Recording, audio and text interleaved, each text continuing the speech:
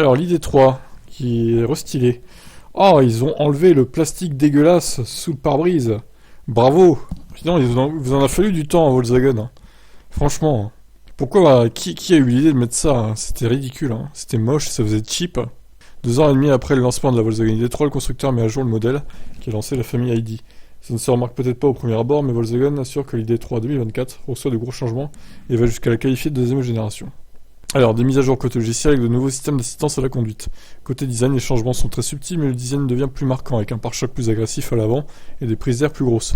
Le capot avant de la compacte électrique paraît désormais plus long, car la bande noire sous le pare-brise a été retirée. Oui, je dis oui. Parmi les autres changements, la signature lumineuse évolue à l'avant comme à l'arrière. Les jantes en alliage sont optimisées pour des besoins aérodynamiques. Le toit devient noir, une garniture argentée mate sur les côtés, de nouvelles couleurs sont proposées, dont le Dark Olivine Green, qu'on voit à l'image, j'imagine. Alors, pour le coup, pas très fan de la couleur.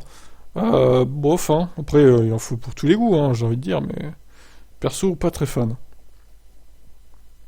Ouais, bah, elle est mieux comme ça, et pourquoi ils l'ont pas ressorti directement comme ça, en fait, cette voiture Ouais, c'est beaucoup mieux, là.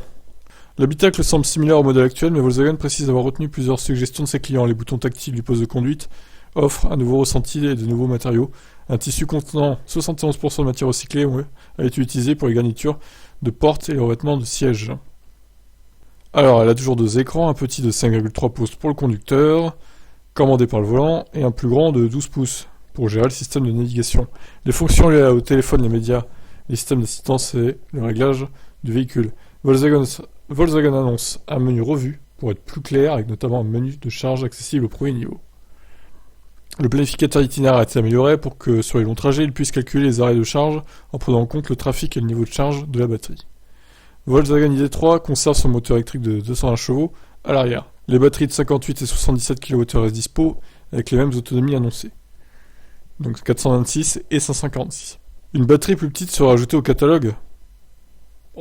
Franchement, à quoi ça sert hein. Déjà 58 c'est short je trouve. Ils vont mettre combien là 40 45 Ouais non, personne ne veut l'acheter, c'est ridicule. Bon, dommage qu'ils aient pas amélioré quand même l'efficience et un peu les chiffres d'autonomie. Au passage, bon, dommage. Il y a que c'est vraiment un restylage cosmétique plus qu'autre chose en fait. Mais bon, c'est déjà bienvenu, hein, parce que c'est vrai que l'ID3 c'était pas une franche réussite niveau design je trouve. Hein. La première ID3 en tout cas. Cela est un peu mieux quand même. Qu'est-ce que vous en pensez vous ?